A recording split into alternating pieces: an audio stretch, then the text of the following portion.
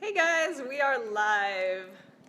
Alright, so I'm just going to hang out for a minute and let people have a chance to find the video in the feed and hop on. So if you're watching the replay, thank you so much for tuning in to Calm Belly TV. If you're new around here, I'm Julie O'Hara. I run the Calm Belly Facebook group, and my website is calmbellykitchen.com. I am a health coach specializing in helping women with IBS to manage their symptoms with food, specifically the FODMAP diet. All right, yay, I've got someone hopping on live. Feel free to say hi. We are just getting started. So today I am going to talk about how you can make time for the reintroduction phase. There's a lot of stuff that goes into doing the reintroduction phase, but one of the biggest hesitations that I hear is making time for it. You guys, look at your calendar, whether it's like the Google Calendar on your computer, your date book, your wall calendar, and you think, how am I supposed to take the time to be sick when I've got a work presentation this week and a party this weekend and an anniversary the next day and we're going on vacation the week after that. And that's totally understandable, and I was absolutely in that position when I was first going through this too. So yeah, you might look at that calendar and think, how am I ever going to have time to focus and go through this systematic, controlled process for 8 weeks, and you feel like you're just going to be like tense and so focused for however long it takes to do the reintroduction period. It seems really difficult. So I'm going to talk about how you can make time for it. Part of it is sort of like flipping your perspective on it a little bit, but hopefully I can give you some really concrete ways to approach it and see a way to make time for it in your schedule. So hi Marge, thank you for hopping on. Love to see you here. Hi Kay, you are in New Zealand. What time is it? It's probably like early morning, I think, if I'm getting that right, but thanks for joining me. All right, guys, feel free to ask questions while we go through this. This is kind of just a casual, chat, and if you're new to the group, I do Calm Belly TV every Wednesday. I'm trying to stick to 5:45 now. I think that's going to become the official time for Calm Belly TV, which is probably a lot easier for all of us if we just know the time. Okay, so I'm here every Wednesday, and sometimes I ask for topics. You can always suggest a topic. I love that. But yeah, it's a chance to kind of talk about a certain aspect that people may be struggling with, and you can also just ask questions. So I like it. I hope you like it too. All right, it is 12:48 in the afternoon. Okay, in Wellington. Well, I hope you are having a beautiful day down in New Zealand. All right, so let's get into the topic, how to make time for the reintroduction phase. So one of the fears that we talked about in last week's Calm Belly TV was just having time to get symptoms, to not feel good. And I'm looking at my notes now because I kind of like planned this out. But the first thing you have to do is realize that there's no perfect time to do the reintroduction phase. There's never going to be, so you just have to pick a time to start and do it. But I'm going to get into that in a second, okay? So like anything, there's no perfect time to buy a new house. There's no perfect time to change jobs. There's no perfect time to get married. I mean, anything you're doing in life, really. Is there ever a perfect time? You just have to prioritize it. And that's what I really wanted to hit home here, is that you need to make your health a priority. And I think that women especially often feel like, I need to make sure that everyone else is okay.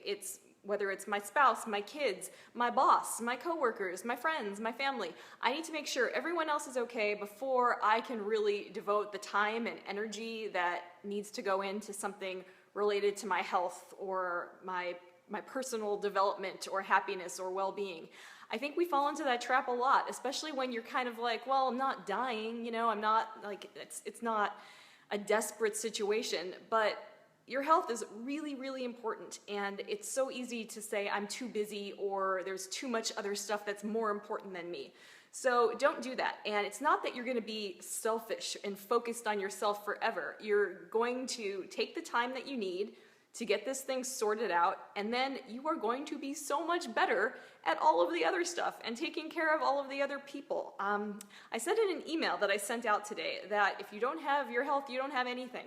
That's where it all starts. If you aren't healthy, or if you're stressed, even if you're in the elimination phase and you're doing okay, if you're stressed, if you're depressed because you don't have enough variety in your diet, you're not going to be able to devote yourself to any other areas of your life, in a positive, full way, because you've got this health issue sort of, weighing you down, hanging around your neck. And even with things like all the stuff that's been happening in the world lately, so much change, right? Whether you're happy about the outcome or you're sad, I don't think it matters.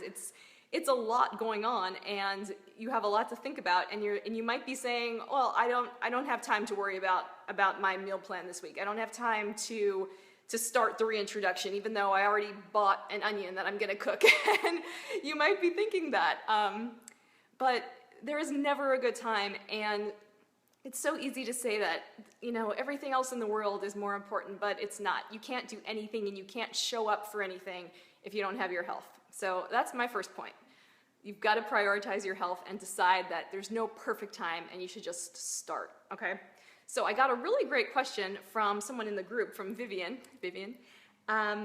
She is just starting the reintroduction phase, and she is having a hard time staying focused and sticking to it, because her issue is that if she tries bread, she reintroduces bread, and then it's like, I can eat anything now. It's just staying in the mindset that you still have to really focus on eating low FODMAP.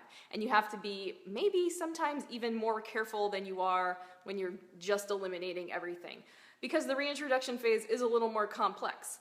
So my advice for that is, one, I think you should plan out the whole thing on your calendar and set an end date. So if you know you have to reintroduce, what is it, like 8, however many, I haven't counted, but say you're reintroducing 8 different FODMAP foods, plan it out. It won't be exact, because one might go faster, one you might need a little more time in between, but kind of look at your calendar, plan it out, be like, okay, by here, at this point, I'm gonna try garlic, the next week I'm gonna try onion, and set your end date. And it's not that if you don't hit that date on the nose, it's not like you failed, but you have a date in mind so that it's very finite. You're not doing this process forever. It's not an endless, tense, stressful time. You have an end date. You're trying to sort of stick to a schedule. Keep it like that. That's what I recommend. And it might be easier to focus. The other thing I recommend, if you have a hard time staying in that focused state, is to really approach the reintroduction phase like a science experiment. So you are a scientist, you are collecting data, and this data is infinitely helpful. There's no good data or bad data. There's just a lot of stuff that you can learn, okay? So that means where was I? Okay, I just kind of lost my train of thought with the data. I'm sorry. This is what happens on live streaming, okay? So you're collecting data, and so that to help you stay focused. Okay, so it's kind of like a game, right? You are seeing what happens, you're learning how your body reacts, and everything you learn is positive. Even if you have a reaction to something, that's good data, and that's getting you closer and closer to your goal. So approach it like a scientist. A scientist keeps records and stays focused, and so that's my advice with that. And especially, remember, set an end date. This is not endless. So if you have a hard time, you worry about falling off the wagon, remember that this doesn't have to go on forever. And the other thing, too, is that if you need to stop for a week, if you are going on vacation for a week, you're not going to reintroduce garlic while you're in Puerto Vallarta. I don't know, whatever it is. It's not feasible, right? And you don't want to have any you're on vacation, right? So you just stop reintroducing. You eat to keep your stomach happy, whatever that means for you. If that's, closer to the elimination phase, that's fine. Have your vacation, come back, and jump right in. And you work that into your schedule when you're setting your end goal date, okay? So moving on to the next point about how to make time for the reintroduction phase. And as you guys can see, these are not like quick little tips. This is like the deep, big stuff, because it's not a simple thing. And if I just said, I'm gonna give you 3 tips and it's so easy, then I would just be lying. So the next thing that I recommend, I'm looking at my notes down here, is to keep your eyes on the outcome that you want to achieve. You need to remember what you're really doing this for. And this is something I talk about when I first am teaching people about FODMAPs, when you do my free 10-day cleanse. You have to realize your why. Why are you doing this difficult thing and making these difficult changes?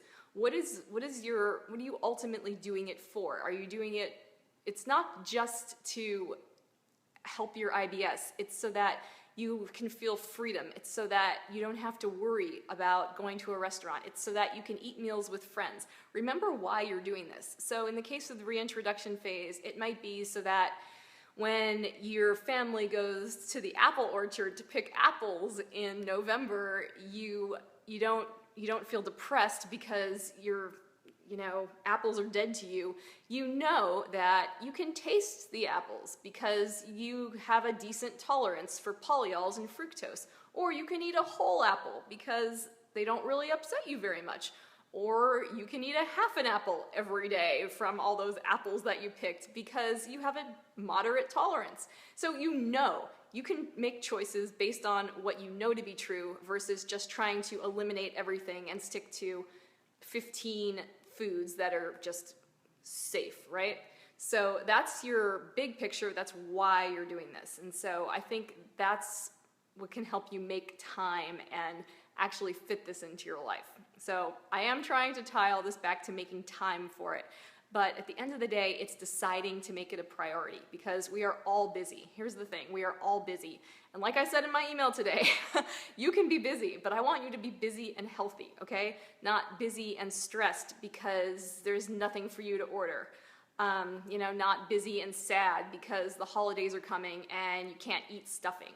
I want you to be busy and healthy and choose to fit the reintroduction into your time, into your calendar, and just start. If things just go off the rails, you can stop and you can start again. But if you never start, you'll never really experience what it's like, and you'll build it up into something harder and scarier than it really is. So you really do need to just start. And if you need guidance to do that, that is why I created my program, my Free to Eat program. It's an 8-week group program, and it walks you through everything so that you don't really have to think about it. I do all the thinking for you. I did all the research for you, and that's why I created it. So I'm going to talk more about that in the workshop tomorrow. I'm going to talk about making time for this and all the other things that you need to have in place to successfully do this. But if you want a system that I have tested with my clients, that I know works, if you want the accountability and the motivation to actually get it done in the set amount of time and be done, then you should look at my Free to Eat program, because that's what it does for you. You don't have to think about this. You just say, Julie, tell me what to do, and I tell you what to do. Okay, so that is all. Do you guys have any questions? How you feeling today? It's kind of an interesting day. It's not just another Wednesday, right? All right, guys, I will hang out for another minute and see if anyone has a question. Question about reintro. Is there anything you want me to talk more about in the workshop tomorrow? Because I'm flexible. I have my presentation kind of set. What we're really going to focus on is a framework, like the framework that the 6 things that you need to have in place to successfully do the reintroduction phase, tips on how to do it for the most success, things that I think you just have to do to make it easier and make it less stressful and actually get it done and get through it. So is there anything you want me to kind of cover, or something that you're wondering about specifically? I might already have it in there, but if not, please let me know, because this workshop really is focused on getting into the reintroduction stuff. So that's what it's for. So if you're kind of thinking about starting that, or if you've tried it but you didn't finish it, or if you know that it's going to be your time to do it soon, this workshop is definitely for you. All right, and yeah, if you're watching the replay, leave a comment in there. I would love to be able to answer your questions and tailor the workshop to be more for you. So that is tomorrow, Thursday, November 10th at 7:30 Central. And it's totally free. It's going to be great. I'm going to teach you a lot. You're going to learn a lot. I'm also going to talk about all the stuff that's in my program that does the reintroduction, takes you through it, guides you through it for you. But you're still going to learn a lot, even if you have no interest in the program. So It's gonna be good. It's gonna be fun. If you've been at my workshops before, I really try to teach you a lot of stuff that you can really use. Okay, so it sounds like we are good to go for the night. Have a great night, you guys. Just relax. Try to, put yourself first, put your health first. And I'm thinking about you, and I am thankful for you. Thank you so much for watching. All right, bye.